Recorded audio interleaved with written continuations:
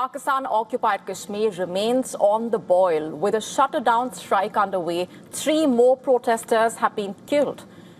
As Asim Munir's forces opened fire on the civilians, taking the death toll now to 14. Amid this, the internal chaos is also intensified under Munir's watch with another deadly attack by the Tehreek-e-Taliban. Let's break this down for you. Armed with firearms and hand grenades, TTP fighters stormed a checkpoint in northwestern Pakistan's Peshawar. The outfit claimed responsibility for killing 6 paramilitary personnel and abducting 8 others, who have been shifted to an undisclosed location. And this comes amid a fragile ceasefire between Pakistan and Afghanistan, remember. While Islamabad accuses Kabul of harboring TTP fighters, the latter has repeatedly denied the charge. Amid all of this, the situation is extremely grim in Pakistan-occupied Kashmir. Markets were shut down across Muzaffarabad on a call issued by JAAC, Joint Awami Action Committee. Fresh clashes broke out between the JAAC workers and the security forces, who resorted to using tear gas. Prior to today, 11 people were killed, over 70 others suffered injuries.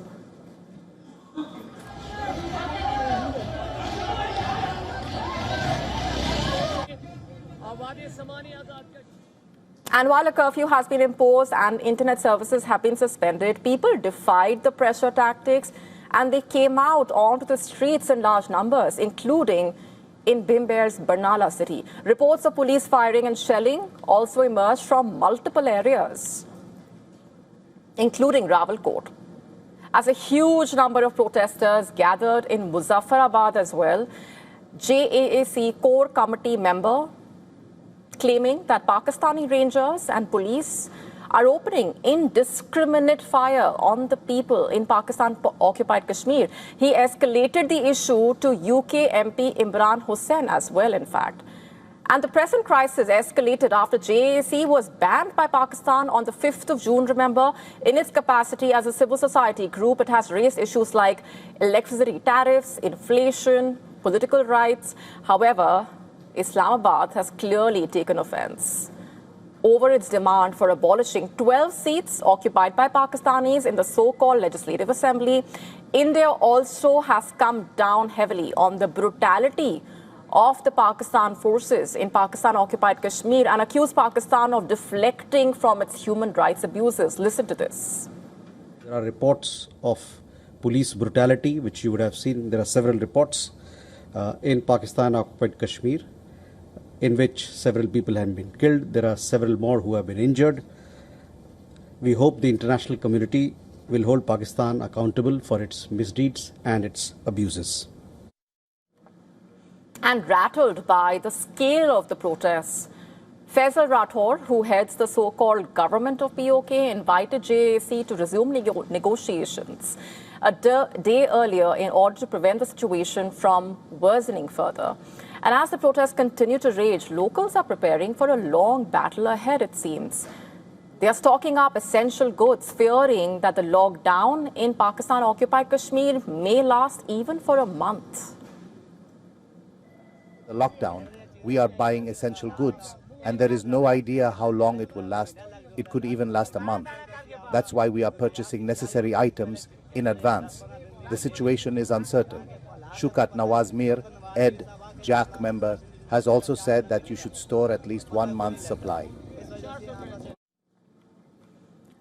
Meanwhile, people in Jammu and Kashmir staged a symbolic protest outside the UN office in Srinagar and submitted a memorandum over the atrocities being committed in POJK. Activists also called for Islamabad to be held accountable at the global stage. Human rights defender Indian Jammu and Kashmir se Taslima Akhtar, मैं पुरजोर अल्फाजों से I strongly condemn the violence being perpetrated by the Pakistan Army against innocent civilians in Pakistan-occupied Kashmir. International human rights organizations across the globe must raise their voices against the fact that the Pakistani Army and government are colluding to suppress the voices of innocent civilians in the region. उनकी होलियों में तब्दील किया है, पुरजोर अल्फाजों से उसका condemn करती हूँ.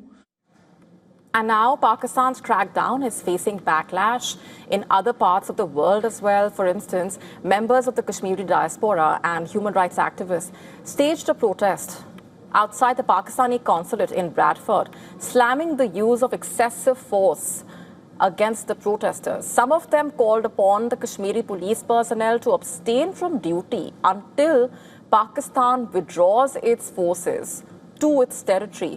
UK MP Imran Hussain, who heads the all-party parliamentary group on Kashmir in the UK Parliament, reiterated the need for the Starmer-led government to address the dire situation in POK by using diplomatic channels.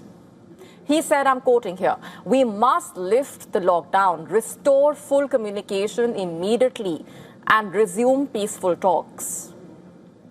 As Munir's brutal crackdown continues, calls are growing for Pakistan to set its house in order before claiming to pontificate on peace to the rest of the world. To stay up to speed with the latest news, download the WION app and subscribe to our YouTube channel.